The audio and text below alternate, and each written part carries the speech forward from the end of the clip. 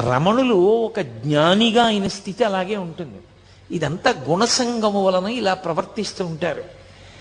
గుణాతీతుడైన వాడికి గుణముల చేత సంగమును పొంది అజ్ఞానమునందు కొట్టిమిట్టాడుతున్న వాళ్ళ యొక్క స్థితిని చూసి జాలిపడమే తప్ప ఆయన వాళ్ళతో పాటు ఆయన కూడా సంగము చెంది దానికి ప్రతిస్పందించడం ఉండదు.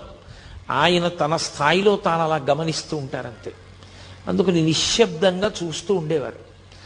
అది ఒక జ్ఞానికి ఉండవలసినటువంటి లక్షణం. అంతటి ఉదాసీనత ఏర్పడాలి. అదే అంటాడు భగవద్గీతలో. గీతాచార్యుడు అంటాడు, నాకు అంత ప్రియమైన వాడెవరో తెలుసా?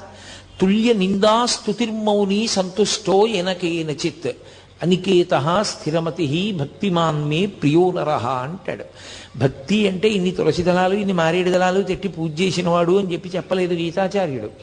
తుల్య నిందా స్తుతిర్మౌని,